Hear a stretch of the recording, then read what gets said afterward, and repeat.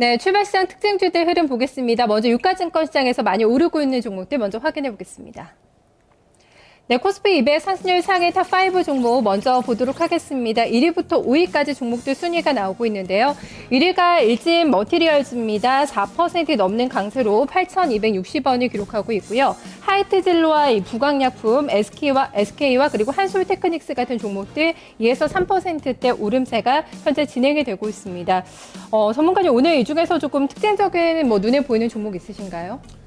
일단 특징적으로 본다면 SK를 볼 수가 있을 것 같은데요. 네. 저 SK 같은 경우에는 이제 그 지주 회사죠.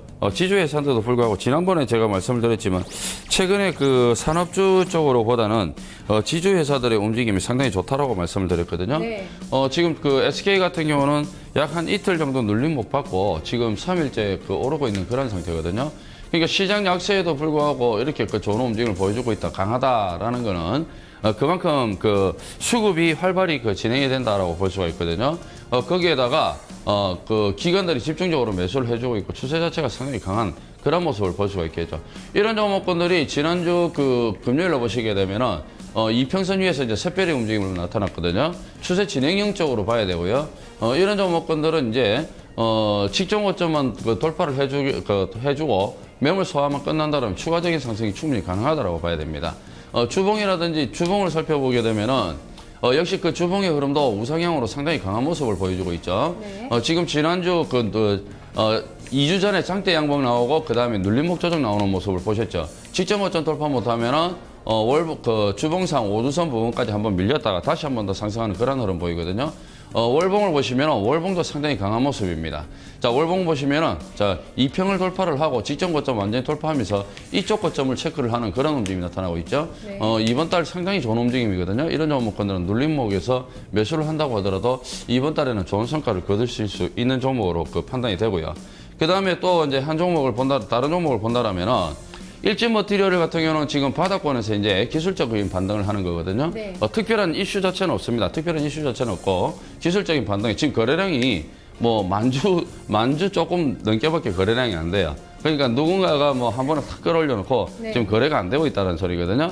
그 다음에 이제 또 두 번째로 살펴봐야 될 게 뭐냐면은 최근에 이제 코스닥 시장이 강했을 때 강했던 종목군들, 즉 하이트진로라든지 그다음에 부강약품 이런 종목군들 같은 경우에는 지금 막 동아제약도 올랐죠, 그죠? 네. 지금 의약품 쪽에서 지금 강한 모습을 보여주고 있는데 최근에 의약품 관련주들이 그러니까 제약주들이 며칠 동안 조정을 받았단 말이에요. 네. 조정을 받고 나서 움직임을 다시 보이고 있다라는 거, 눌림목보다는 조정 이후의 반등이기 때문에 이게 과연 되돌림일 것이냐, 아니면은 되돌림인데 되돌림 반등 이후에 다시 빠질 것이냐, 아니면 추세를 계속 회복할 것이냐, 이게 네. 관건이거든요. 이런 부분들을 부강약품과 동아제약뿐만이 아니라 다른 종목군들도 체크를 해봐야 될 것 같고요. 하이트진로 같은 경우에도 최근에 이제 단기 조정 받고 다시 강세로 보이는 모습이기 때문에 네. 결국 하이트진로 이런 종목군들은 다시 시장이 반등 시도하면서 이쪽 중형주 쪽으로 해서 종목군들이 어떤 탄력을 받는다라는 점, 이 점을 조금 유념을 해야 될 것 같아요. 네, 하이트진로 차트가 나왔는데 오늘 닷새 만에 좀 시원하게 반등 보여주고 있습니다. 네. 소주 가격 인상에 대한 좀 기대감이 작용하면서 오늘 외국계 쪽에서 매수가 좀 많이 들어오고 있거든요. 네. 가격대를 보면은 지금 전고점하고 그렇게 멀지 않은 가격대에 가격적인 부담은 약간 좀 있어 보이거든요. 어떻게 접근하는 게 좋을까요? 일단 오늘 이제 시장이 관건입니다. 오늘 시장이 전강 후 약으로 될 것인지 아니면 전강 중강 후 강까지 계속 갈 것인지 이 부분이 관건이거든요. 결국에는 외국인들이 이제 파생상품을 갖다가 어떻게 조율을 하느냐에 따라 달려 있는데 그런 흐름에 따라서 이들 종목군들 움직임이 달라진다 보거든요. 그러니까 이런 종목군들은 사실 장중에 매매하면은 심리적인 압박감을 상당히 많이 받습니다. 네. 그래서 종가에 5일선에 안착하는지 여부를 체크하면서 종가 배팅 쪽으로 들어간다라면 장중에 흔들림 없이 가져갈 수 있고 그 다음에 그 다음날 갭상승 뜨면 팔았다가 다시 저가 매수할 수도 있거든요. 네. 알겠습니다. 5일선을 기준으로 해서 매매를 해보자는 코멘트였습니다. 이어서 코스닥 시장에서 오르고 있는 종목들 보겠습니다. 네, 코스닥 200 100 상승률 상위 종목입니다. 1위가 안랩입니다. 오늘 문재인과 안철수 관련주 테마주들의 움직임이 상당히 양호하게 나오고 있는데요. 단일화 논의가 재개가 되면서 오늘 시세가 좀 나와주고 있습니다. 실리콘웍스가 5% 가까운 강세고요. 인프라웨어, 시젠, 그리고 인터파크 같은 종목들 초반에 많이 올라오고 있습니다. 안랩 어떻게 보세요? 네, 안랩 같은 경우는 그 사실 어떻게 보면은 여러분들께서 상당히 주목해야 되는 종목이 아니라 조심해야 되는 종목이지 않느냐. 네. 그렇게 보죠. 왜냐면은 지금 이제 개별주들 같은 경우 안랩을 제외하고 다른 그 테마주들 같은 경우는 아침에 그 탄력이 조금 강했단 말이에요. 근데 이거 하나 좀 조심하십시오. 뭐냐면은 지금 이제 삼자 구도로 치면 박근혜 후보가 최고 강세고, 네. 그 다음에 양자 구도로 하게 된다면 문재인 후보하고 박근혜 후보가 있을 때는 박근혜 후보, 그 다음에 안철수 후보가 박근혜 후보가 있을 때는 안철수 후보, 그 다음에 안철수 후보 대 문재인 후보 했을 때는 또 문재인 후보가 강세란 말이에요. 그러니까 모두 다 실타래로 엮여 있습니다. 그렇게 했을 때 지금 이제 누가 단일화에 이제 나서느냐, 단일화로 해서 후보가 되느냐, 그게 관건인데 지금 아무도 알 수가 없어요. 그렇죠. 네, 아무도 알 수 있기 때문에 오리무중입니다. 오리무중인데 이게 사실 심리적으로 굉장히 흔들리는 부분입니다. 왜냐면은 약간의 리서치 조사에 따라서 조금만 표차수가 이렇게 누가 앞선다 이러면은 금방 쭉 올랐다가 또 금방 쭉 떨어졌다 이런 모습을 보이고 있거든요. 네. 그래서 차라리 초보 트레이더들은 이런 종목에 기대감을 걸기보다는 차라리 다른 안정적인 종목을 하는 게 낫고, 네. 이런 종목군들은 가급적이면은 매매를 안 하시는 게 좋습니다. 그나마 안랩 같은 경우는 오늘 또 많이 빠졌다가 이렇게 올라오는데, 맞습니다. 예. 네. 근데 이 안랩이라는 이 종목도 네. 나중에 한번 보십시오. 만 몇천 원짜리가 20만 원까지 가고 20만 원 금방까지 가고 이랬거든요. 그렇죠. 예, 네. 그러니까 엄청나게 올랐는데 이 종목이 다시 오른다? 그거는 조금 어불성설이지 않느냐. 그렇기 때문에 특히 이런 종목군들 테마주들 매매하시는 분들은 네. 어떤 내 마음의 심리 조절이 안 되거나 또는 손절 처리가 안 되시는 분들은 가급적이면 매매를 하지 마시라라고 말씀을 드리겠습니다. 네, 안랩이 그동안 조정을 상당히 많이 받았습니다. 오늘 무려 9거래일 만에 반등이 나오고 있는데요. 여전히 역배열 구간에서 5만 원 선을 하회하고 있는 흐름입니다. 오늘장에 같은 우성사료나 관련된 안철수 테마주 쪽에서 움직임이 좀 나와주고 있는데요. 테마주를 접근할 때는 주의하자는 코멘트가 나왔습니다. 그 밖에 좀 봐주실 만한 또 종목 있으신가요? 네, 지금 이렇게 실리콘웍스라든지 인프라웨어, 시젠 이 세 종목은 네. 거의 대부분 낙폭과대 이후 반등이죠. 그렇죠. 예. 시젠 같은 경우도 실적이 좀 안 좋게 나오면서 그렇게 됐었고요. 인프라웨어도 시장이 낙폭 폭락하기 전에 많이 떨어졌었지 않습니까? 네. 인터파크만 시장이 조금 안 좋을 때 흔들렸다가 이제 또 반등이 나오는데 주로 이쪽은 이제 여러분들께서 조심하셔야 될 게 이제 시장 반등이 나오니까 강하게 또 반등이 나온다라는 점. 그러니까 결국에는 지금 현재 또 시장이 코스닥 시장이 올라오니까 중형주들이 다시 한 번 더 박차를 가는 그런 모습이거든요.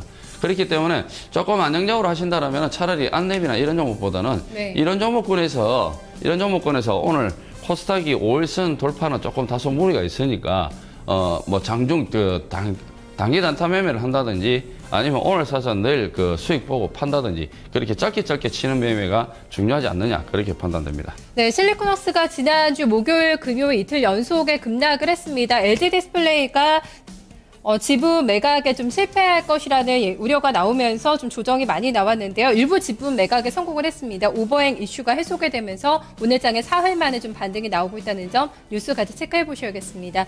이번에는 유가증권 시장에서 하락하고 있는 종목들 보겠습니다.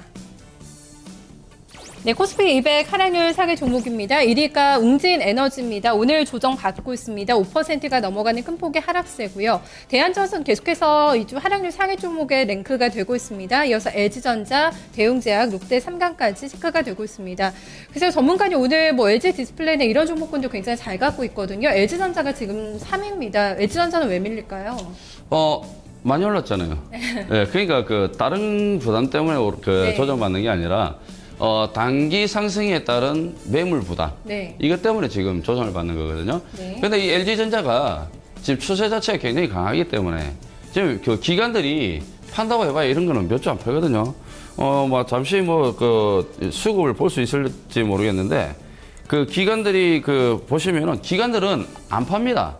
네. 외국인들이 조금 파고 제가 보더라도 그 기관들이 안 팔거든요. 기관이 한 달째 매수하네요, 지금. 네. 그러니까요. 네. 그 기관이 사거든요. 네. 그렇기 때문에 이런 종목은 오늘 같은 날 사야 되는 날이에요. 아, 네. 네. 오늘부터 해가지고 분할로 매수를 하신다면 또 직전 고점 돌파하거든요. 네. 그렇기 때문에 그렇게 수익을 내는 거고, 그 다음에, 또 잠시 보시면은, 지금 어떤 종목이, 웅진에너지 보십시오. 네. 웅진에너지 같은 경우는 제가 지난주 뭐라고 말씀드렸냐면은, 이날이죠.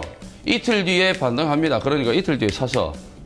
그건 제가 고점이 낮아지고 있다. 그렇기 때문에 오늘 매매 끝내야 된다고 했거든요. 그렇죠. 예. 지난주 이날이 아마 수요일인가요? 이날이? 아닌가요? 네, 수요일 맞습니다. 예. 네. 제가 이날 매매를 끝내야 된다 그랬거든요. 이날 매매를 끝내야 되는 이유가 있습니다. 왜냐면은 여기에서 이날 벌써 단기적으로 올라왔다가 고점을 형성했지 않습니까? 그쵸. 그런데 그 다음날 고점을 보십시오. 고점이 낮아지잖아요.